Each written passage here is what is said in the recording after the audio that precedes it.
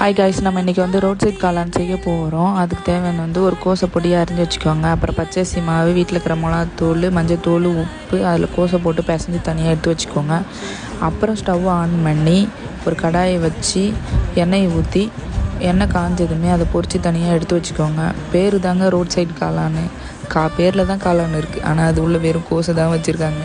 கொஞ்சம் கொஞ்சமாக எல்லாத்தையும் பொரித்து தனியாக எடுத்து வச்சுக்கிட்டு என்ன பண்ணுறீங்கன்னா, ஒரு வெங்காயம், ஒரு தக்காளி அரிஞ்சு தனியாக வச்சுக்கோங்க. அதை அரிஞ்சு தனியாக வச்சுருக்கப்போ திரும்பி அந்த எண்ணெய் மிச்சம் இருக்கும்ல, அதுலேயே என்ன பண்ணுங்கள், வெங்காயம் தக்காளியை வதக்கிட்டு உப்பு அப்புறம் வீட்டில் இருக்கிற தூளை போட்டு நல்லா வதக்கிட்டு ஒரு டம்ளர் தண்ணி அதில் சேர்த்துட்டு அது கொதிஞ்சதுக்கப்புறம் நம்ம போட்டு எடுத்து வச்சுருந்தோம் இல்லையா காளான்னு பொரிச்சு வச்சுருந்தது, அதை அதில் போட்டுட்டு ரொண்டு கோதுமை மாவு கரைச்சி அதில் ஊற்றுனீங்கன்னா கிண்டிகிட்டே இருந்தீங்கன்னா வந்துடும். இதுவும் நம்ம ரோட் சைட் காளான் ரெடி.